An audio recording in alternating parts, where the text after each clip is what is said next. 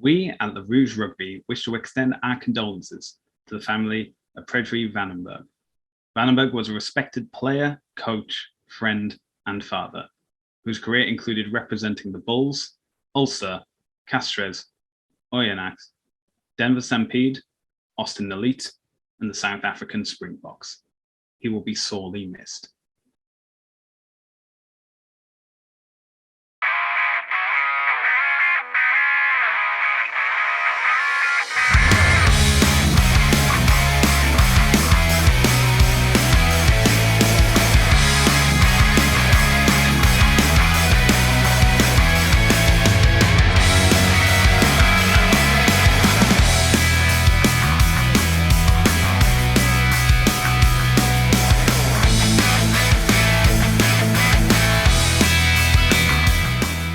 Hello, everyone, and welcome to another episode of the Rouge Rugby podcast. I am Stu Hardy, joined, as always, by Derek Brissett.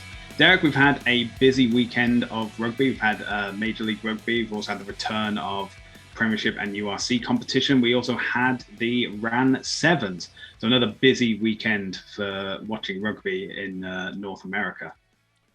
Yeah, man, and it never stops now. And yeah, lots of obviously a really exciting weekend in the MLR. Lots of great games this week. One maybe not so great game that we're going to spend most of our time talking about.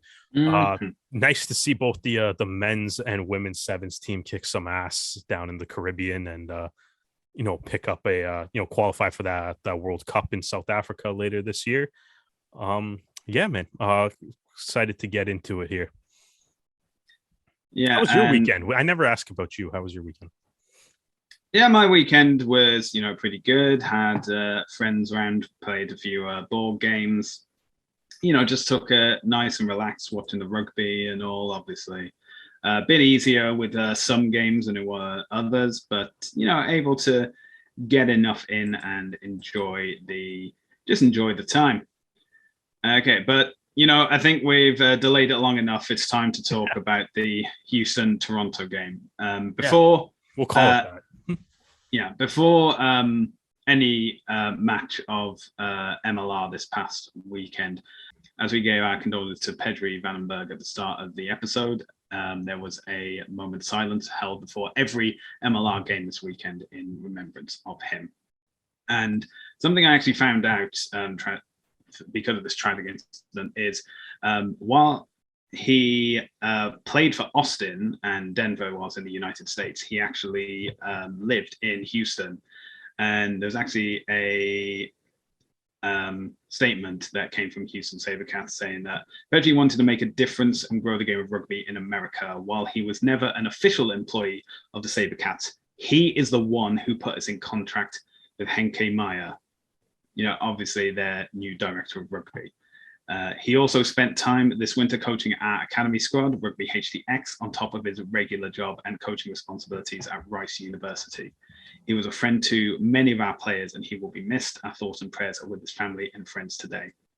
So clearly an instrumental figure who never actually played or worked for the SaberCats, but, did the initial legwork. They got Henke Meyer to come over and coach the SaberCats, that big South African contingent that has now called Houston their home whilst they're playing for the SaberCats, instrumental figure. So obviously a very emotional game for the SaberCats, as well as Austin and other teams across the MLR. Yeah, there was obviously, after, the announcement of his passing and just the worst circumstances, just terrible reading about, the accident. It's always nice to see like when guys that play for teams like the Springboks and have that pedigree come over and, play in MLR and even pro rugby, which he played in back in that 1 year. But yeah, it's nice to see like when they come over and then showing like a genuine interest in growing the game in North America. And obviously he's stuck around in Texas, continuing to coach rugby, and as you mentioned, Stu, build up those programs. And yeah, it's you saw the outpouring of support from players players, coaches across the MLR forum. So, obviously he made a huge impact on his time, and gone far, far, far too soon. Indeed, yeah. So really, really somber moment to to start the every match, but it's it's a terrible, terrible news to hear, and you just thoughts, prayers go out to his family. So let's get into the actual game itself, because with the heat and humidity of Houston, it took a while for both teams to get on the scoreboard. Eventually, due to a tap penalty, Dean Muir was able to power over and get the first points for Houston. By the time of the first hydration break, Zeiss crossed over for their second try, both of which were converted, so it gave Houston a 14-0 lead. Then a penalty gave Houston an extra 3, so it was 17 points up at the break. Actually, just before halftime, there was actually Labuschagne did a tip tackle on Vorolek that was referred to the TMO and determined as a red card. So Houston were down for a man for 20 minutes. And then, just as that red card was going to end, because in MLR, a red card only lasts for 20 minutes before that player is replaced by someone else, Mahoney then got himself yellow carded. So that man advantage lasted for another 10 minutes up until like the 65th minute. But in that time, Houston was able to score 2 more tries, one of which we will come back to in a minute. And then finally, in the final quarter, Faleva got his first try of the game.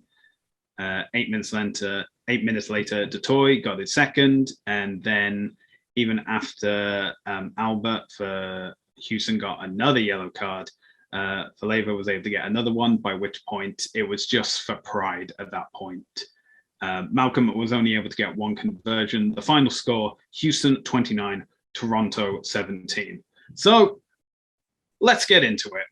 Yeah, I was gonna say, what do you want to start with? Just how bad the Arrows played, or the TMO?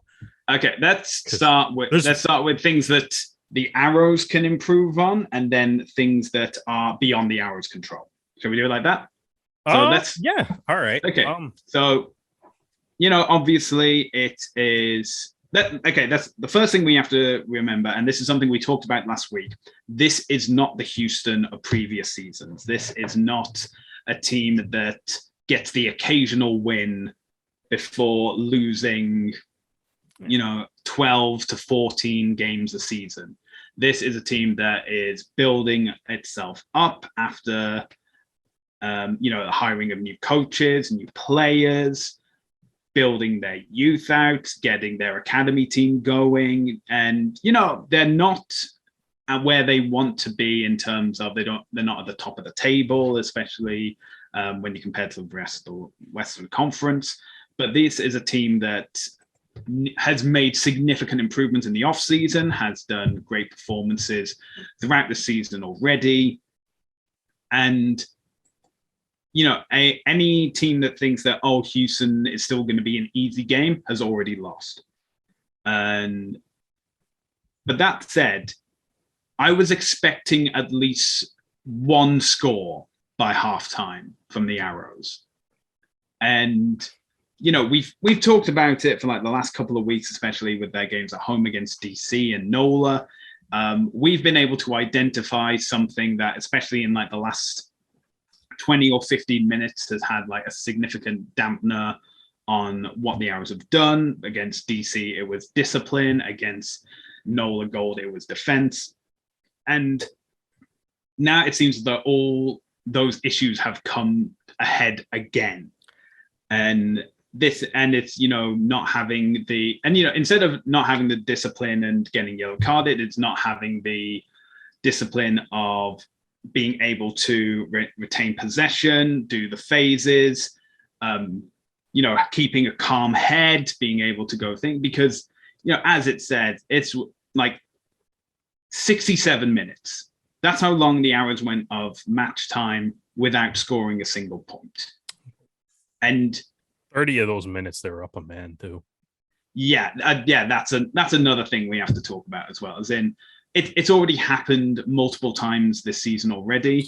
When the Arrows are a man up, nothing happens, nothing changes. They don't expose the gap in their opposition. They more often than not concede possession or concede points, as was definitely the case with this example, with Van der Scheep's 2 tries.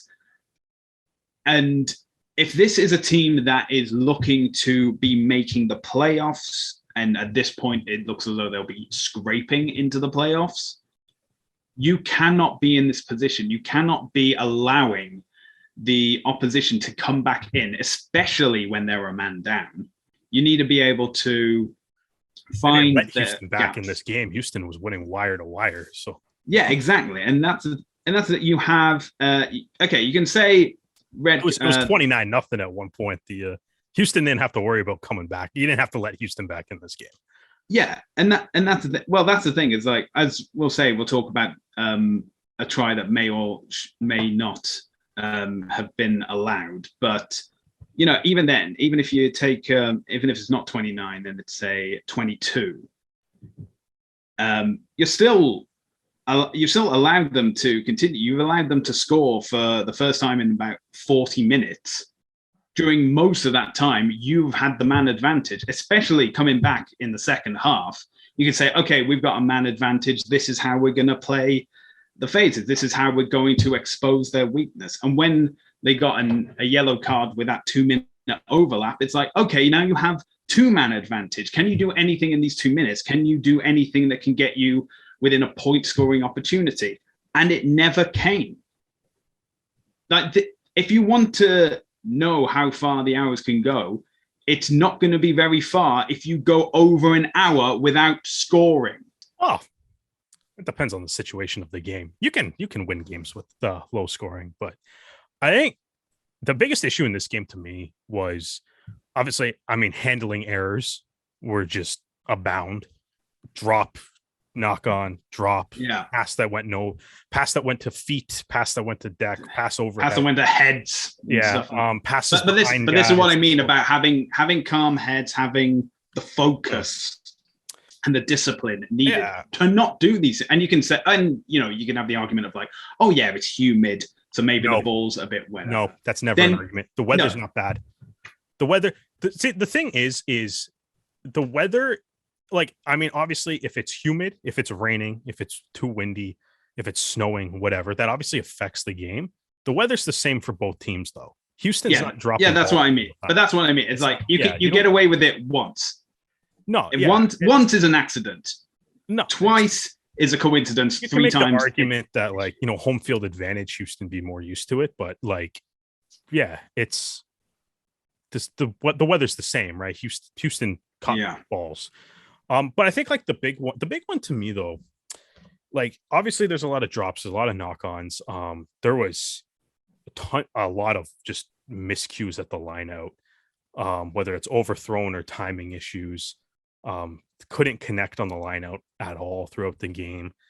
And the handling errors, I think, were the 2 biggest direct contributions to the loss.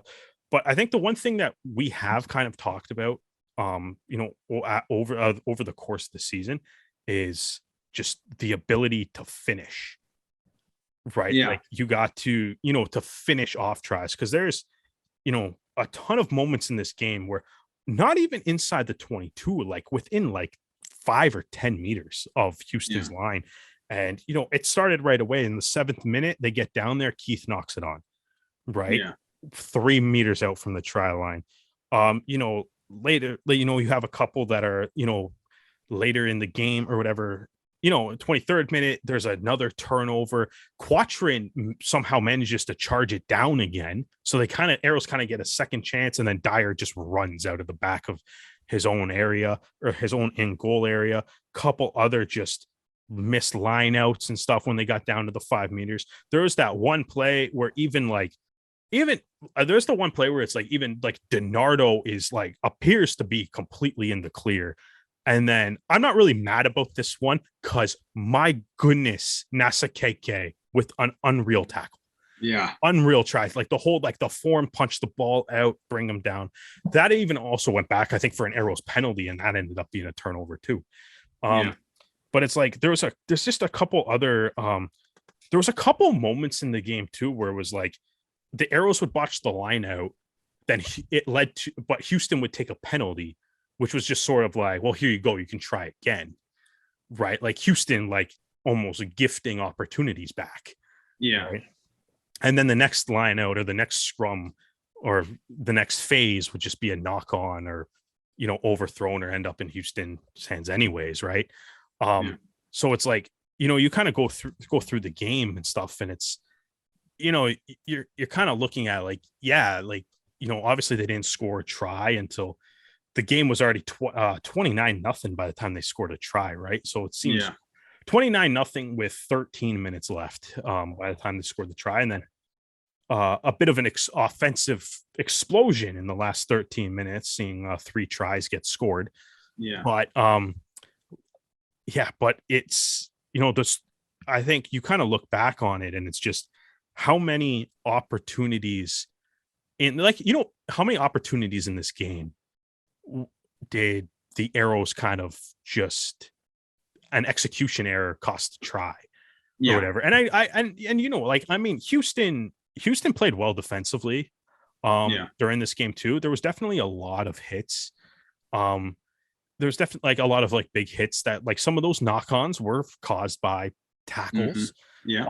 Granted, some of them were just drops and stuff, but others were like knocked out as a tackle, as I've DiNardo, Nasakeke on DiNardo one for a good example, but also Vander Skyfe and Dyer had some nice hits too, and Zeiss had a couple that led to knock-ons. But it's that's obviously something. And then the line out, so that's obviously an issue, right? It's just the inability to finish, because it's like you think even like a couple of those, like hockey keeps track of like scoring chances as a stat. That would be a real interesting thing, I think, looking at I'm okay with not seeing all the scoring chances missed.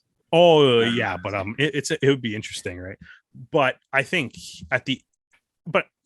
so that's obviously an issue. The line out seemed to be the other one that was just like the glaring hole in the Arrows game, which, the line out has been something that I think like we've been praising a lot lately too. Like the Arrows set piece has been, really great the last, the previous like 3 or 4 games. It's been it's been working out very well for them. They've been executing well, leading to tries. They've been they've been defending the line out well. And even at the scrum, the scrum kind of, a few weeks ago against Atlanta, it kind of, was a little bit on the back foot, but then it bounced back against Old Glory and NOLA, right? So, and then it kind of looked to regress a little bit again in this game. But yeah, like even like kind of thinking about it, like it's just from like an attack standpoint, the attack never got anything going. As you mentioned, Stu, like, like the 30 minutes of being up a man. And then, I mean, there was even another red card in the 80th minute. They scored on that one. So I guess let's say it's I guess in total, probably 31 minutes of being up at least one man. So I guess they did get one try out of it. So you have to kind of give them that. It's not like over the 31 minutes, I guess, but the 30 minutes in the middle of the game where they didn't come away with anything definitely hurt. I think even during that time too, if I'm like remembering correctly, like Houston probably has like during Labuschage's red card, like I think like Houston probably had the best scoring chance, and then and then I guess during Mahoney's yellow, they definitely had the 2 best scoring chances because they scored 2 tries during Mahoney's yellow. Right. So it's that's also another thing, right? Like it's not even that you're not scoring yourself, it's like you're giving up points while you're up. which just is not great. And I mean, Nope. I know I know in a lot of cases too that the officiating in this game was certainly not the best. We'll get into the one major error, but I know it certainly wasn't the best, but at the end of the day though, like the refs still don't drop balls.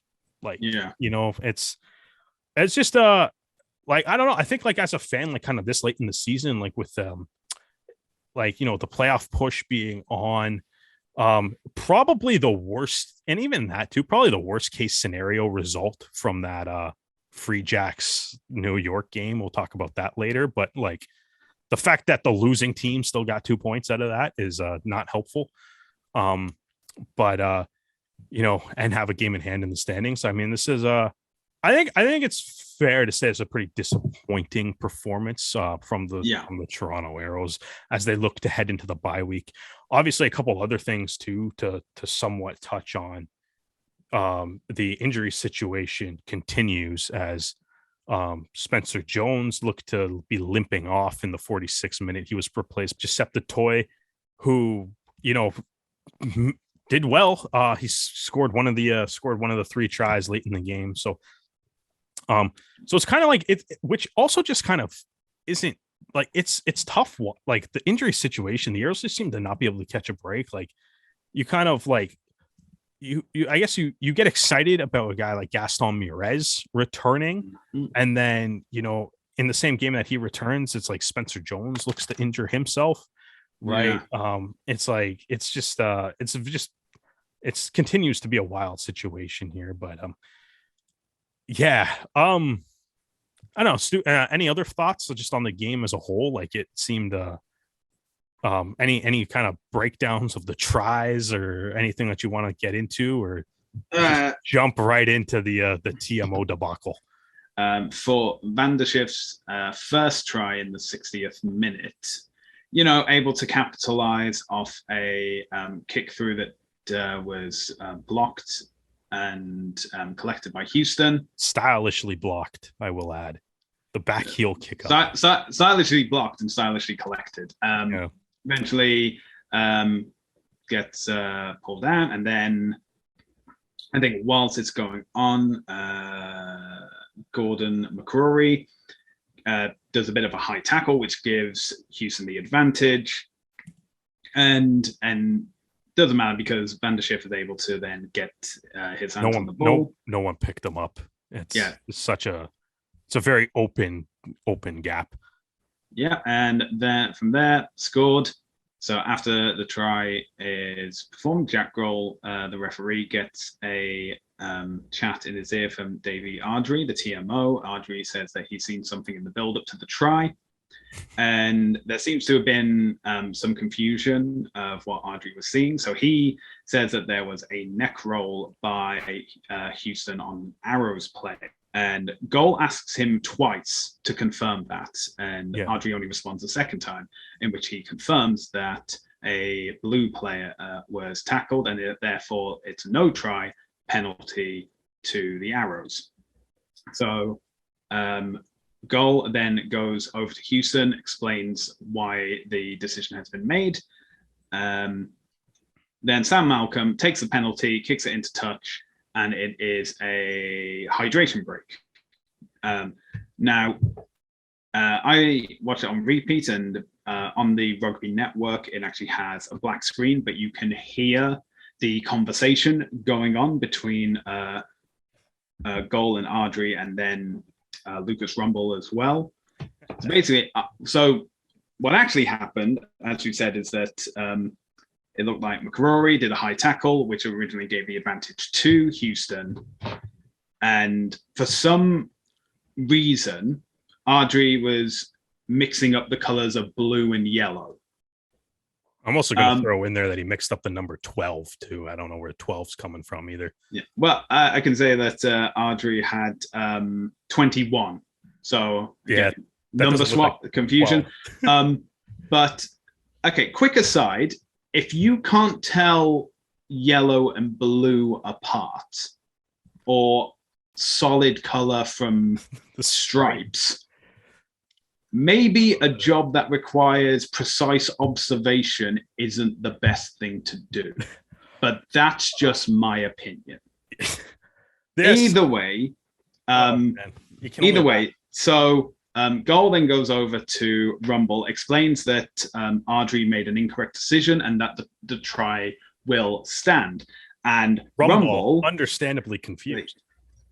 Rumble, like the rest of us, very confused because the decision had been made and then a penalty had been given and then the penalty had been taken.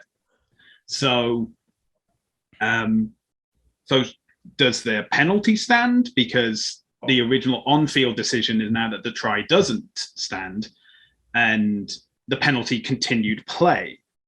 So Goal has a conversation with Lucas Rumble. Rumble, like the rest of us, very confused about the decision because the on-field decision was no try has been allowed, and then a penalty has been given, which has been taken. So should play continue from there, or should the try, which, to be fair, the try was the correct decision, but it had been ruled that it was no try and that play had continued. So Derek, you and I, we've been scouring the laws trying to find who's in the right here, and nobody is. That's the problem. Let's just make that. Ardrey was in the wrong. That's all we can say. Really. Okay. So this is just the most bizarre situation. It's something that really should not happen at the top level of rugby on a continent in the top league. Just as you kind of said, I tried to find a rule going through the laws in the World Rugby book to just try to be like, are you able to do that? Like, can you go back after the play started? And my only I couldn't find anything specific other than like, why do kickers and stuff try to like rush conversions and stuff if they're trying to avoid a TMO review sometimes, right? Like that's a thing. Like the ref has to go and stand in front of the ball so the guy doesn't kick it, right? So it's like, I'm assuming you shouldn't be able to go back.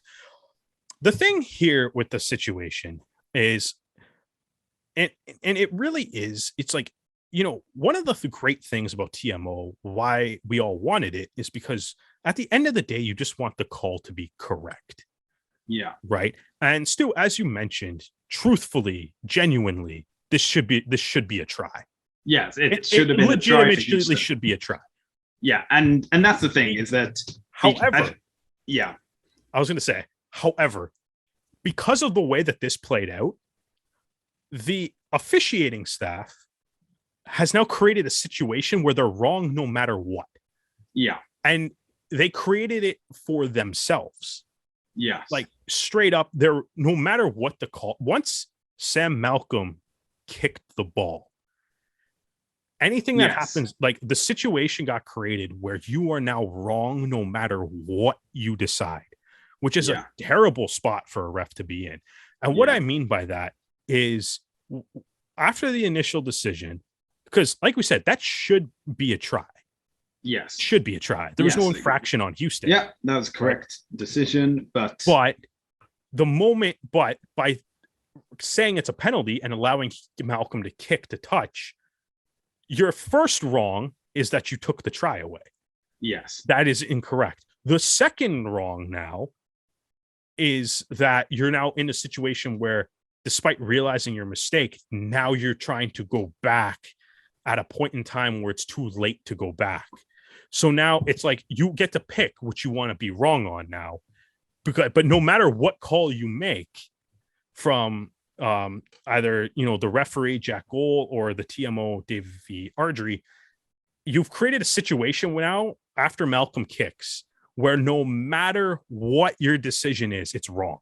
Yes. Right? Because you're either wrong about the initial try and that shouldn't have been called back, or you're wrong for going back.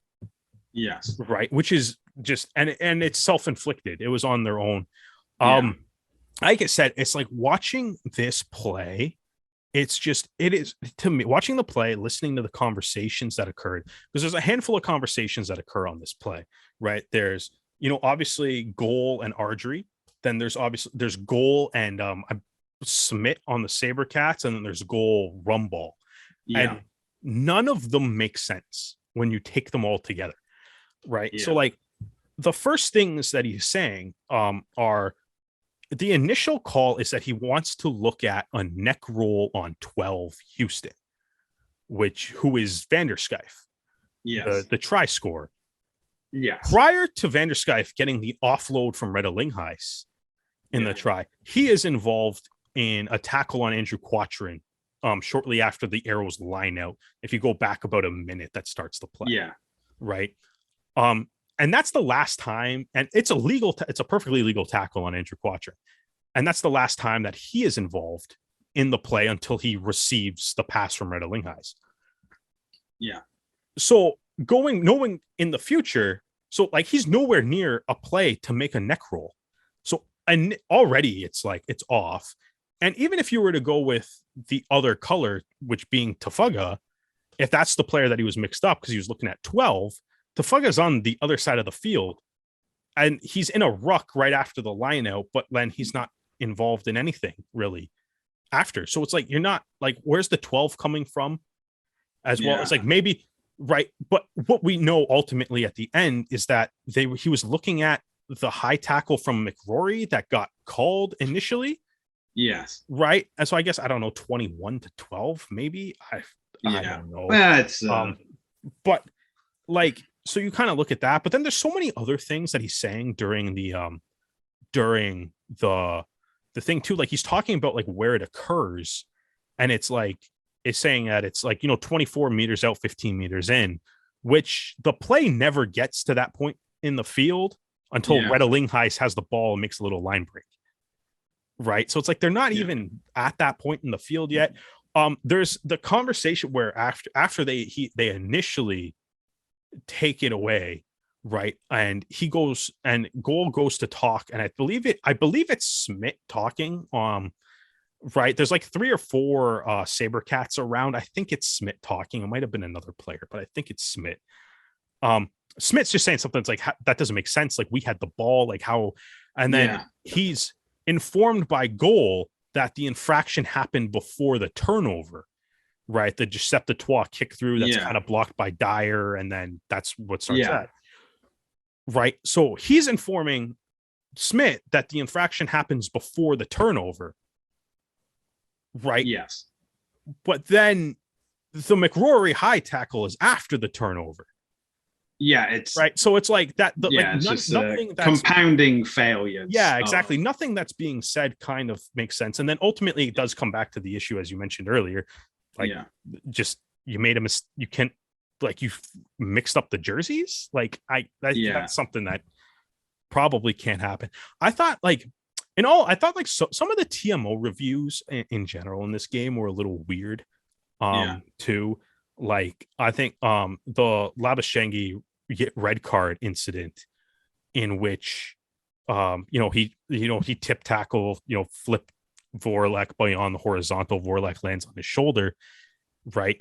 And it's like that's another one of those situations where I'm like, the correct call is the red card, but also how you got there is just bizarre, right? Like, because initially Ardrey says something along the lines of, like, Ardrey mentions that there is a little bit of like some other bodies in the way that's kind of obstructing the camera views, which is weird considering we also saw some replays on the broadcast. But he's saying that, and then so his initial thing is there's a couple bodies in the way, but he certainly lands on his shoulder is something that he says.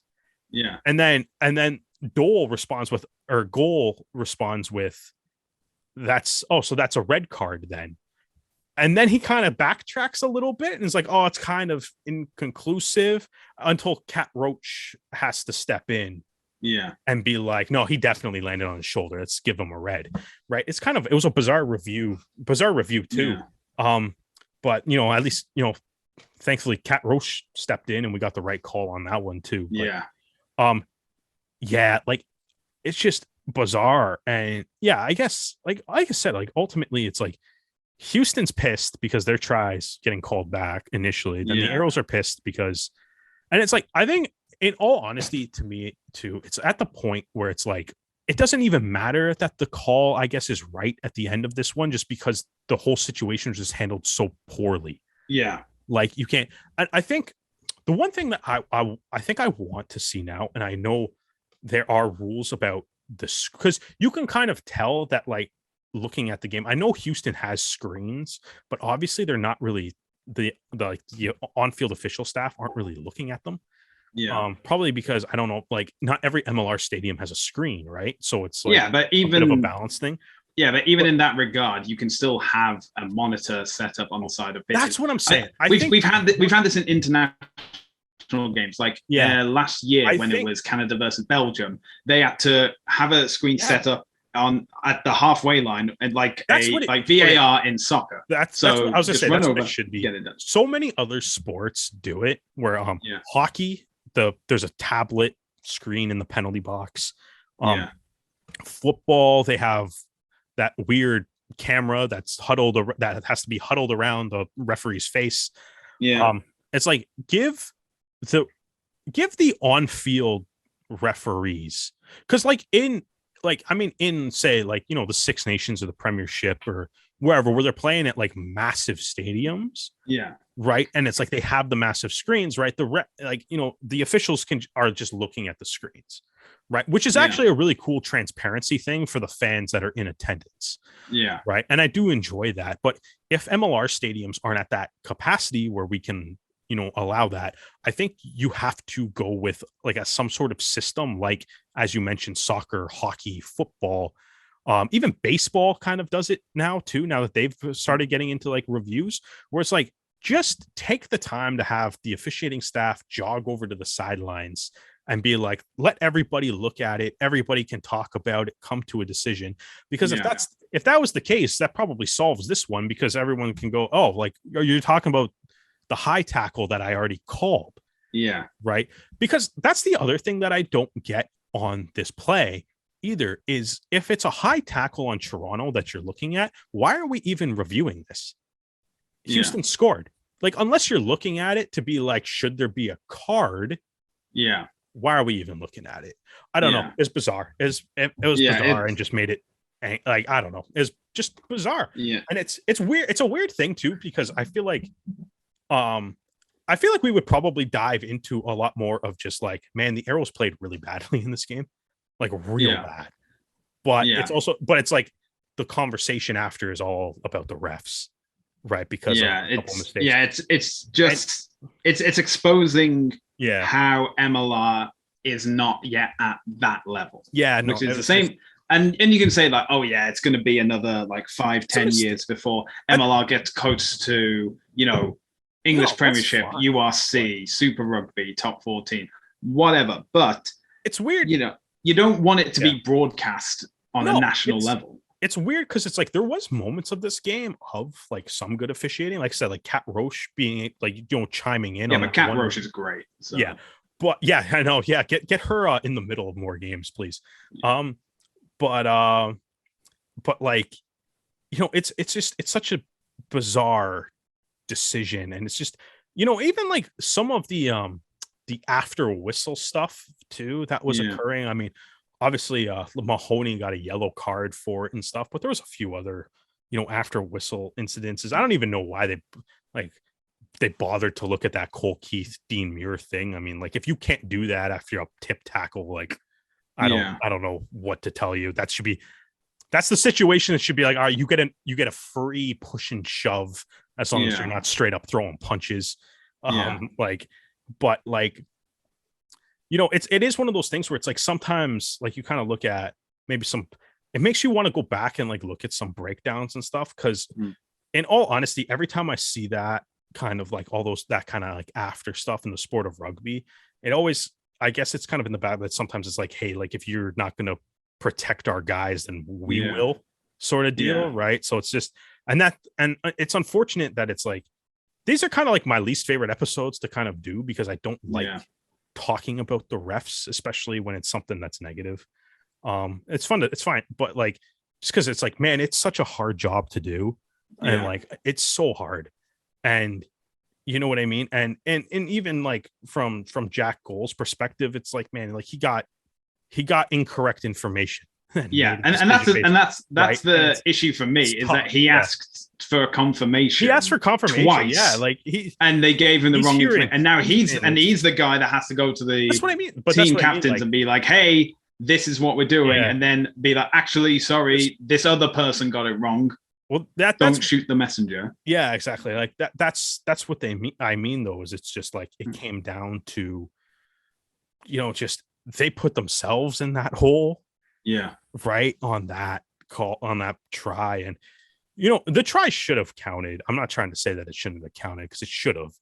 It shouldn't have been called back in the first place. But then, like I said, it's like it becomes just a situation where you're wrong no matter what you do. Because, right. Like, because I think, like, if in all honesty, if they don't go back on the try, we're probably not even talking about this. Exactly. Houston fans on like a Houston podcast or on their message boards would probably be like, hey, that try totally should have counted. Right. Yeah. Right. And we would, I think, is my math right? We'd be looking at a bonus point. Yeah, maybe looking at losing a bonus point keep within so maybe we do mention. So we probably mention it, but we probably mention it beyond nothing more than like, that probably should have counted. Yeah, we should have been like, Toronto were incredibly lucky at that point. Yeah, and that's when the tide started to turn for the Arrows and blah, blah, blah. Yeah, exactly. But it is what it is. Yeah, exactly. Yeah. But now it's like a catastrophic error. Yeah, and this is the thing. It doesn't make it makes the league look bad. Yeah, no, it's a bad decision. It's really bad thing. But this is the thing that, and I'd rather talk about the Arrows just in the game and stuff. Although this game didn't give too many. No real positives. The thing now is that Falava's scoring 2 tries. Falava's scoring 2 tries. That was great. Lonnie, big Lonnie. But at that point, when you've conceded that much, it is just. It is nice. It is the faintest of silver linings at that point. I mean, I thought like what is it? Ronan Foley hit 1,000 meters carried. Oh, yeah. He's like, for a guy who's only been here like he did that so fast. Yeah. But it's all his line breaks from playing in York Line Stadium. Yeah, no, it's great. He's having a great year. Yeah. I even think like him and Rumball, I thought played pretty well in this game too. Just to try. We'll try to end on some positivity here.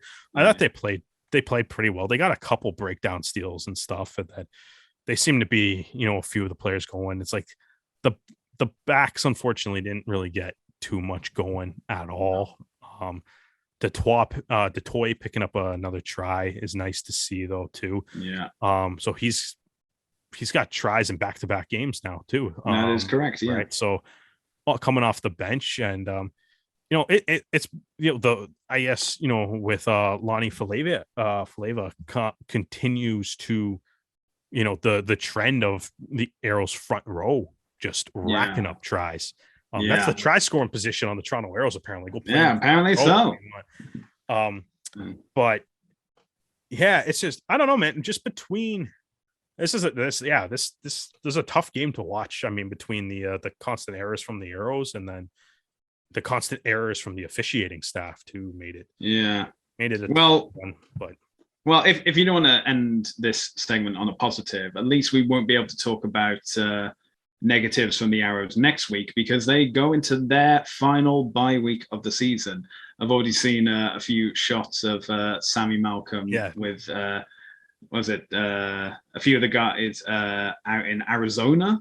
Yeah, enjoying the states. That's what we'll do next weekend. We'll rank the best bye week trips. Yeah, solely based on Instagram. All right, all right, guys, get your stories on Instagram and we'll rate them. Probably won't take this long to rate the stories as we have going over the game, but hopefully better performance when we see them next, which will be May the 8th, when they will play New York on Mother's Day. How big is that game too, man? Like just the way the standings have played out. Like, yeah. Well, speaking of standings, we need to talk about the other games that happened this weekend. And first up, we had New Orleans versus Austin. And if you think Toronto were bad, look at the L. NOLA were. Whew. Yeah. So I mean, the gist of this game is Austin really good, NOLA really bad, and scoreline somewhat reflects that. That is fair. Yeah. NOLA is 0-6 at home. Yeah, that is 6 at home.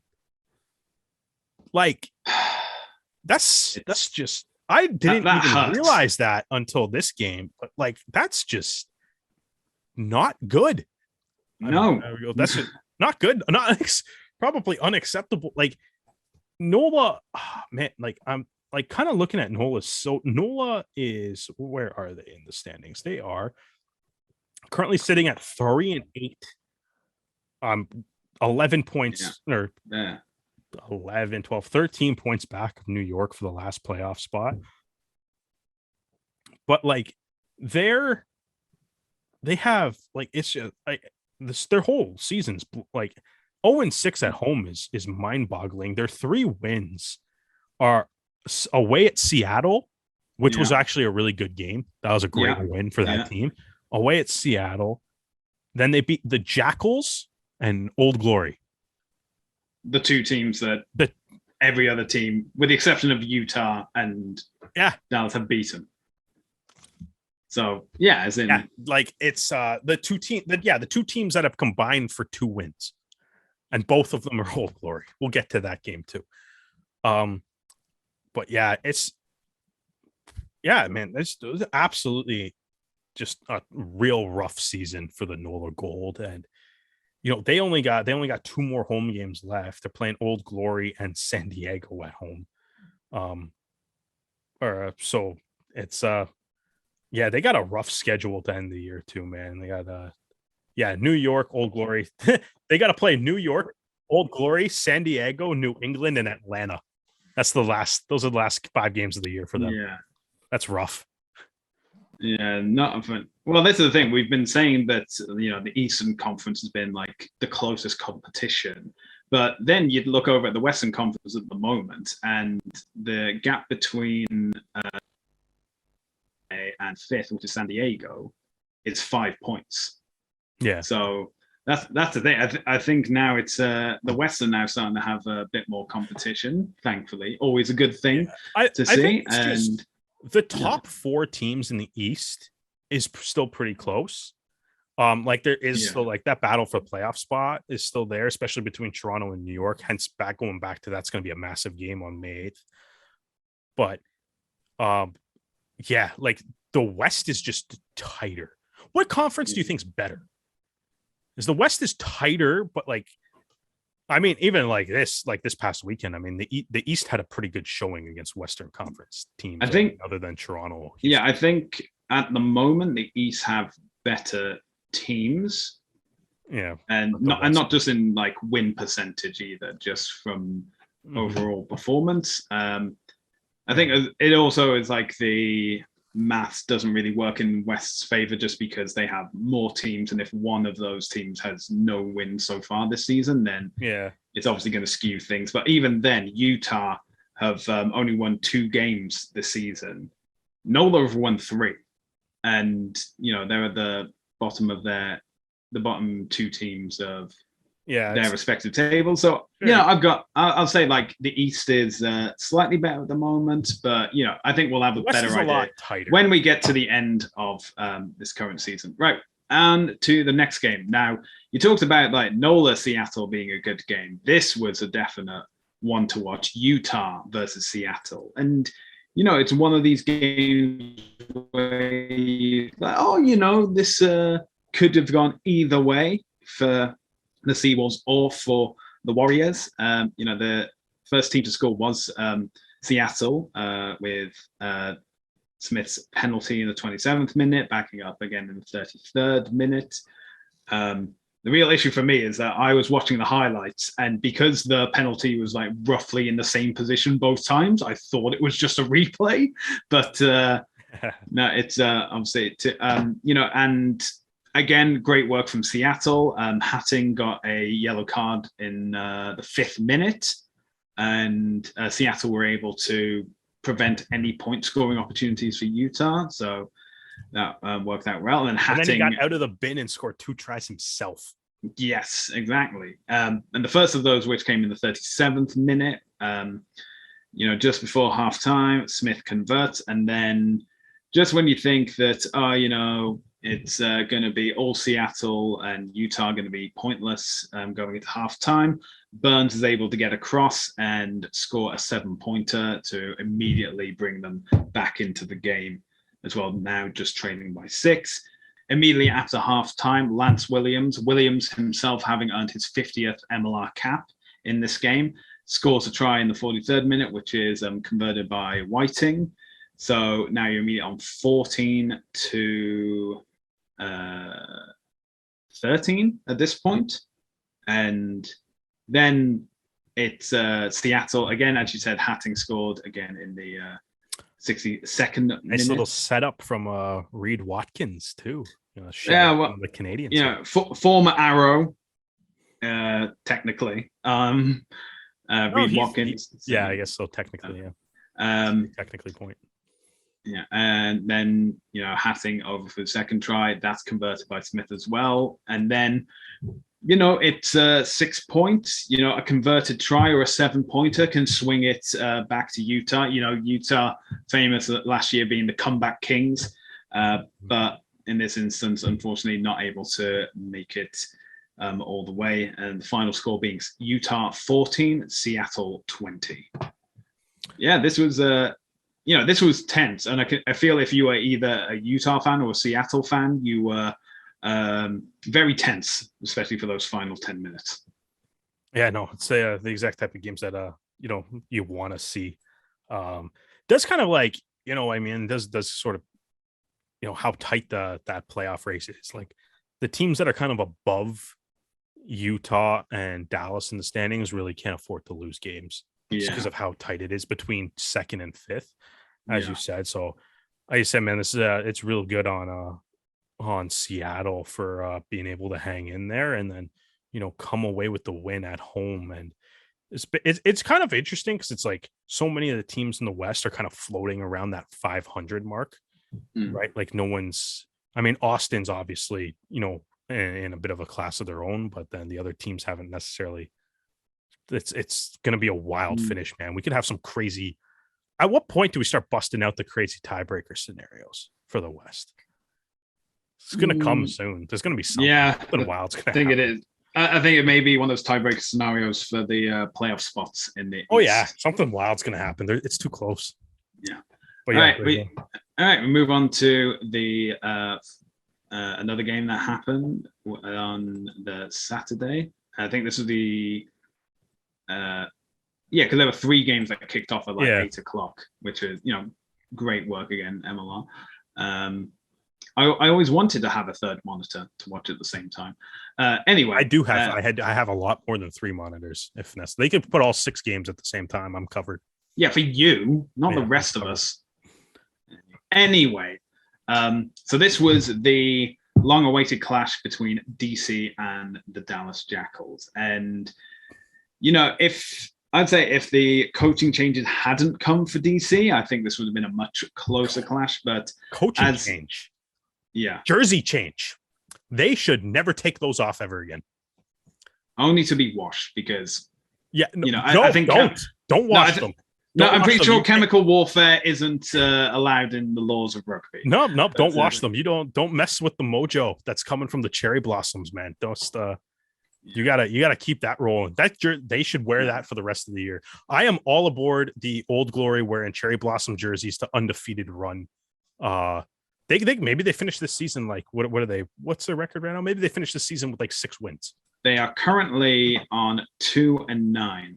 2-9, so that's they got 5 more games left. Yeah, let's go 7-9. 7-9, rocking the. No, because the Arrows need to win that game. So the Arrows need to win. You're right. You're okay. so 6-10. 6-10. Yeah, 6-10. 6-10. Yeah, exactly. Yeah. But for that game, they wear their yeah, exactly. They can go back to the flag jersey for the Arrows game. There we go. All right. Anyway, let's actually talk about this game for a second because obviously a high scoring game. So if a couple of franchise records set for points scored, the margin of victory, and tries scored with 8 different players scoring tries in this game, including Escaro, Luke Campbell, Saifuloi, Robert Tanana, Nakali, Lasaka, Sau, and Talataina, all scoring tries. Obviously, Luke Campbell, the most important one, being the Canadian in the squad.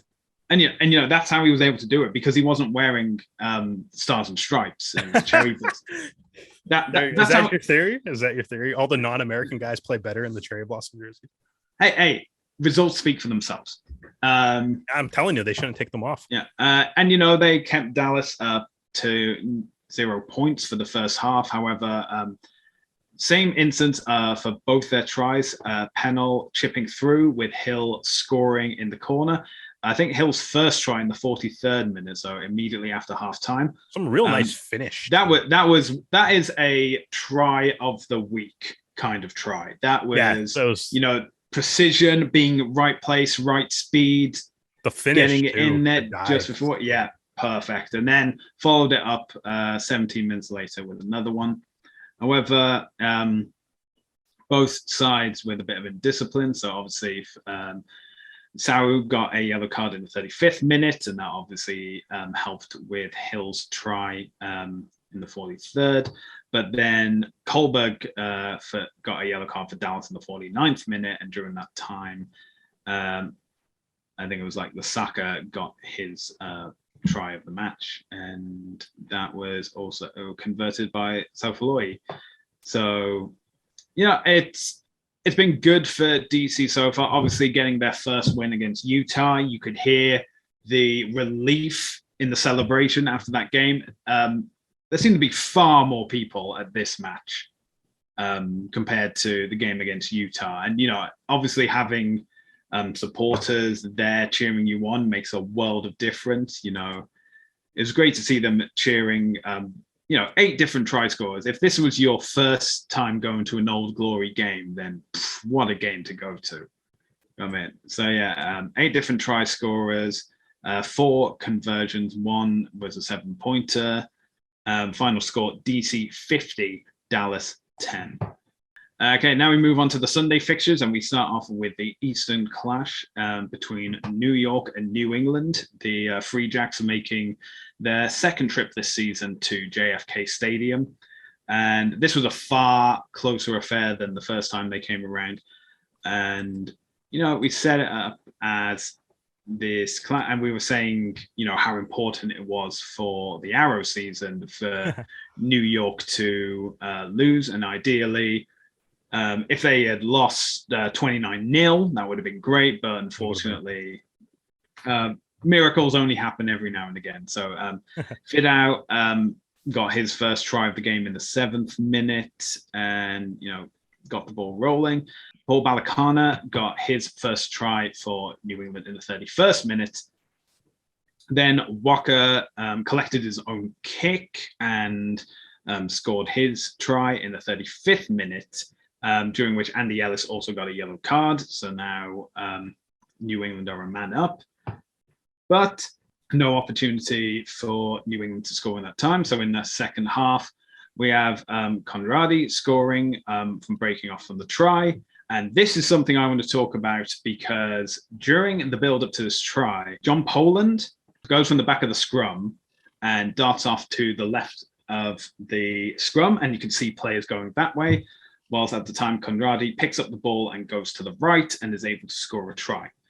And this rubbed me the wrong way because I know that this is not allowed in laws. And actually, law 19.38 actually says other restricted practices at a scrum include, and the example given is F, scrum half attempting to make an opponent believe the ball is out of the scrum when it is not. Now, I've checked the footage. Conradry had the ball in front of his feet, which means that it's technically in the scrum at that point.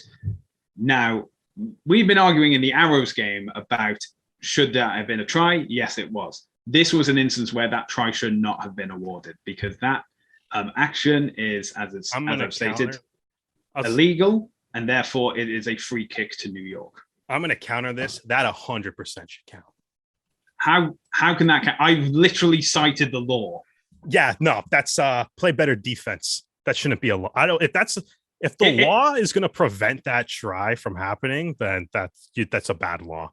That should 100% count. No, that's a law because it's specifically misleading the run of play, and it's also happened before. That is the reason why this law exists. Is about misleading defenses. The whole game is deception and misleading. That's what you're supposed to do. If you New York bid on it, that's their problem. That should 100% should count. It's a dummy. Yeah. You run dummies all the time, fake passes. That's not a dummy. That's just running in the opposite direction. Yeah, without the ball, which is illegal as stated. So therefore, it's not a try. You know what that's on. That's on the. I know this would have technically given New York the win, but like that's not a try. If we're going to follow the letter of the law for one thing and not for another, then no, that's you, mate. But honestly, it's not a try. If you rewatch the play though, that's on. You have two New York players looking at John Poland the whole time. Yeah, and then they go with him. You should be like, yeah, he didn't pick up the ball. He's not holding the ball at all. He never even goes near the ball. He just crouches at the back. That's it. Yeah, and that is his attempt to make an opponent believe the ball is out of the scrum when it is not, which is the official sighting. You're attempting to make an opponent believe the ball is out of the scrum. Because you're running away as though you're miming that you're picking up the ball, which is what he did. Nah, it's a fake. It's a dummy. It's the whole point of the game. And it's illegal. Therefore, it's a free kick to New York. Nah, that's a try. Maybe if the point that you're making is that maybe the way the laws are worded, maybe that shouldn't count. But if that try can't stand because of the way the law is worded, then they need to change that law because that's a bad law. That is not a bad. Well, I don't want to say if it's a bad law or stuff because eventually something like this is going to happen to the Arrows or something, and then you'll say that it's the perfect law and it should have been respected. If that happens to the Arrows, I'll be like, you should have played better defense. Don't bite on it. I think that's a brilliant play from Poland. The entire New York backline moves. Yeah, the entire backline, and then it's immediate, and then it should immediately have been a free kick to New York. Don't bite on it. Don't bite on it. No, I've got the letter of the law in front of me. There's no other way to interpret it. What he did was illegal, and it shouldn't have been a try. However, I'm not the referee, therefore we will have to continue with the score as it stands. So, and New York were able to get back into it. Like Savetta scored a try in the 51st minute, followed up by Wengalewski in the 60th, and then Fidau for his second in the 62nd minute, which gave New York the try bonus point. Jack Heighton was able to get 3 conversions out of 4, and then just when it looked as though New York were going to get the full 5, New England stampede over them again as Milan scores in the 77th minute to secure the win for New England. Final score being New York 26, New England 29. I'll also say that part of the reason why New York lost is because they played the Free Jacks try-scoring song during this game. Like, just don't do that. This loss is on the DJ at the stadium. No, that's their fault. Yeah, definitely. No, it's completely. That is how it works. It is that one person's fault entirely. Yeah, no, I'm blaming the DJ entirely. All right, and we move on to the final game of the weekend. It was San Diego hosting Atlanta. And this was emphasis on the past tense, going, pretty well for the Legion. They were putting in a good effort. They had scored 2 tries. Came 2 yellow cards in 2 minutes in the final moments of the game. So Marnonu got a yellow card in the 75th minute and Bauman got a yellow card in the 77th, and that combined with Mitchell's yellow card in the 20th minute. And, they were in the by this point, Van Rensburg had gotten his second try, and San Diego were definitely in the winning position. But at the same time, they were in the losing bonus point range. They could have come out of this game with something, but being up 2 men against you, finally had Saitama scoring in the 79th minute, and then De La Vega Mendia, I believe, getting no, he missed the conversion. Sorry, I realized he got the conversion for Van Rensburg's try. But at that point, it was just beyond the shadow of doubt. It was ATL's game, and that try as well ensured that ATL walked away with the full complement of the 4 points for the win and the try bonus point as well. So ATL. We're talking about everything that's going on in the East. ATL are obviously hot on the heels of New England. They hosted the conference final last year. They're looking to host it again. Only 2 points separate them now, and they want to get a bit of breathing room between themselves and New York and Toronto as well. So, it's definitely playing for the full 80 minutes, getting within, getting that extra try bonus point, getting them over the line, all working for them. And, it's good if, ATL aren't able to be stopped or curbed, or if New England still keep going on their rampage, it will just be between New York and Toronto of who's going to be the extra place in the Eastern playoffs. Yeah, it was just disappointing from San Diego. They're getting a try just before half time, so it was, I think, 15-10 at half time. They're only 5 points behind. They know that if they can get another try, or if they can just stay within touching distance, or it just helps them get more points and helps them move them up the table. As we've said already, between second and fifth, it's currently divided by 5 points. If San Diego had at least been able to get a losing bonus point, it would be 4 points separating them. Yeah, San Diego got bumped down to fifth because of this game, right? Yeah. So they another loss at home for them with no points. Granted, they're still only 5 points back of second. Exactly. So they're 1 win away from second already. So who do they got? Who do they got up next? What's their schedule like? Well, that's the thing. I think it's not. They got Dallas next week. Yeah, so they should hopefully be able to bounce back as well. Week. But that's it's a good week, and we will talk about it as we make our predictions later. But also, I was gonna say, just with this game too, the Matt Heaton versus Michael Smith is just fun Canadian viewing.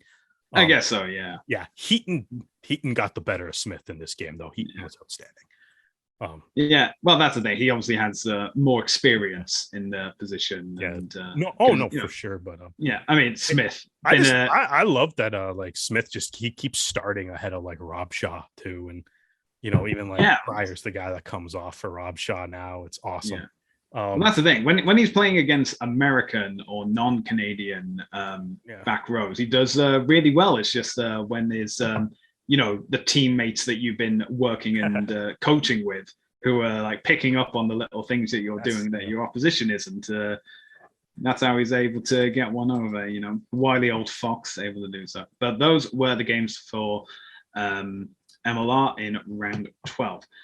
Now we move on to the sevens, because it was the Rugby American North Sevens competition this weekend, and Canada's men's and women's sevens team were both taking part. I believe they were the only professional sevens national team to take part, because Jamaica's played on the World Sevens tours and stuff. Yeah, wasn't that in 2020? And then wasn't that just as a last minute cover for other nations that wouldn't take part due to COVID restrictions? They were there. They've played at a few more tournaments and stuff. But obviously Canada has more experience in this department of Rugby Sevens. I believe it was something that, so both teams basically won all their games, got to the finals, and that ensures that both teams have now qualified for the Rugby World Cup Sevens in South Africa in September. And something to note about the women's sevens team is that they played all their games and did not concede a single point throughout the weekend. So that is incredibly impressive stuff to do. Something else to mention is that the Jamaica's men's team, they have also not only qualified for the Rugby World Cup Sevens, they have also qualified for the Commonwealth Games in Birmingham later this year, I believe in July. I gotta say, after the past year of watching Canadian rugby, super fun to watch Canadian teams just beat down on people. Oh yeah, it's a nice change of pace. Change of pace. It's like a drug. Just fun. Give it to me. And I mean, in all reality, though, it is one of those tournaments, and it's like it's nice to see. It's like going into this is like Canada should 100% win this. Yeah. No matter what, they should, like, anything less than winning this would be unbelievably disappointing. Yeah, so I mean, the United States weren't taking part because, one, they've already qualified for the Rugby World Cup Sevens, and two, they're not part of the Commonwealth, so there's no real need for them to take part in it. And it definitely helps the women's sevens team, and they will be taking part in the World Series Sevens in Langford this coming week. So exactly. Nice little warm up for them. But also, like, just, man, like, it's build some confidence, get a couple of wins under the belt. There's some great and it doesn't hurt to be in Nassau in the Bahamas. No, it probably it looked nice. It looked like they were having some fun down there.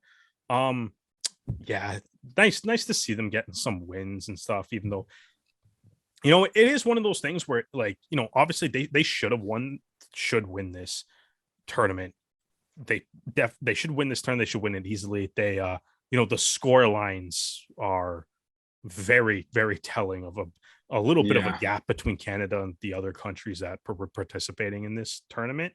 But at the same time, it is nice to see them, just get wins against teams that they should get wins against, right? Which, and over the course of a season, when you're trying to build up to something, which obviously is going to be like the World Cup this year, or just, increasing their performance and increasing their standings, or a spot on the table in the World 7 series and stuff. It's nice to it's nice to get some wins against teams that like the worst, like, I mean, especially as a Leaf fan, it's really annoying watching them lose to Buffalo.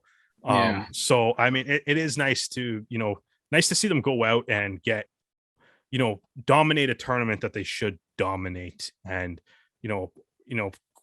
solidify spots in some major tournaments, and hopefully it's a nice building block, keep going forward. And like you said, man, hopefully they enjoyed some sun and stuff. It was snowing in Toronto a week and a half ago, so I mean, hopefully they're enjoying it.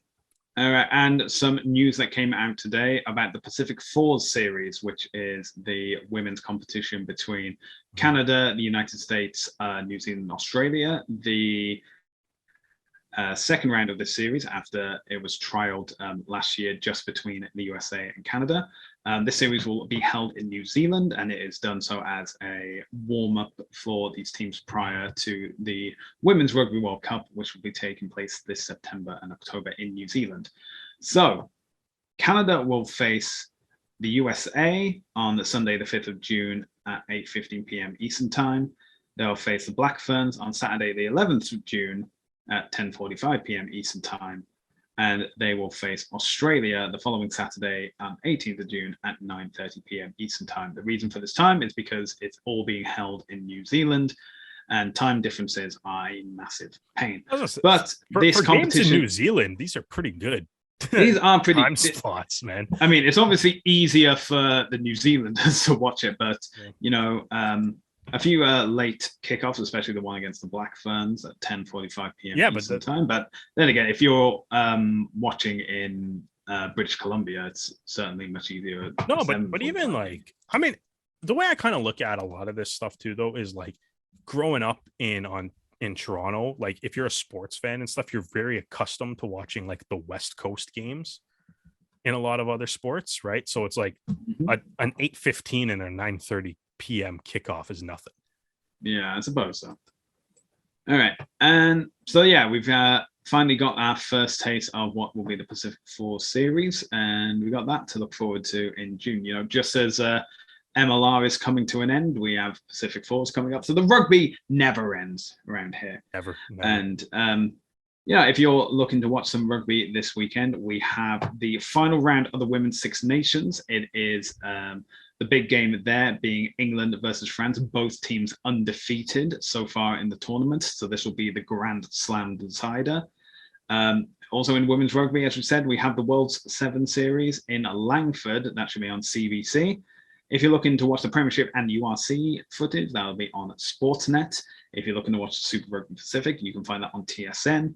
Japan League One and the non-Arrows MLR games will be on the Rugby Network. And if you are looking for the Arrows games, well, unfortunately, as we mentioned, they are currently on a bye week. You will have to wait until May 8th, which will be not only Mother's Day, but when they play New York at York Lions Stadium. But we'll remind you about that again next week.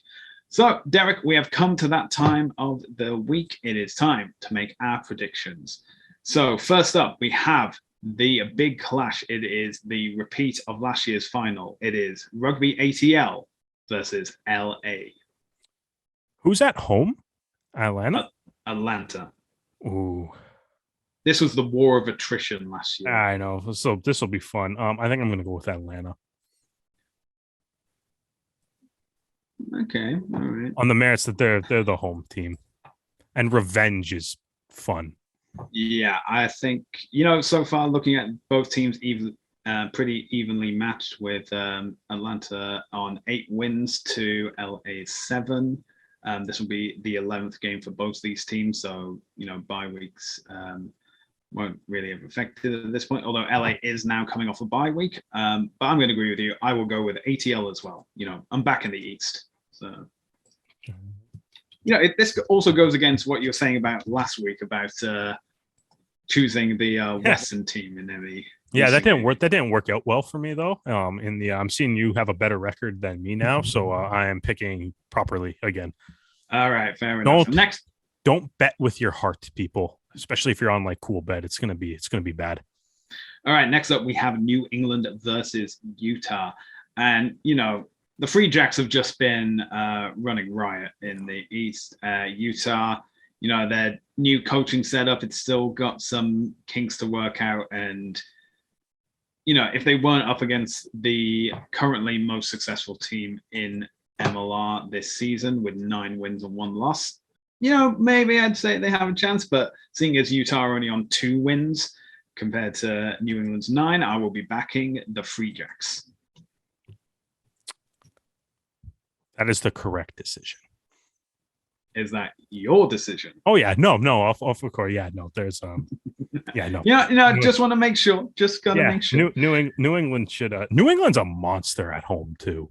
That is true. Right. So. All right. Okay. Next up, and no Eastern team involved. This is entirely Western clash. It is Dallas versus San Diego. So who are you picking? Man. Poor Jackals, man. Nothing can go right for them this year. So, San Diego should win this game. I think it's, I think right now, if you are Dallas, though, like you're out of the playoff spot officially now. Yeah. That players like their mindset has to be like, go ruin somebody else's year.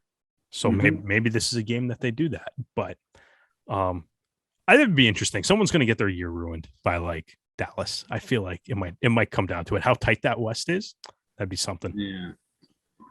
Yeah, that's a bit. It may also just be the case of one team says, all right, we're going to coast it easy, we're going to bring our reserves in and we'll have them start, and then they just shoot themselves. I think, but I don't think it's going to be San Diego, so I will also be back in the Legion. I think it's too late in the season to do that now.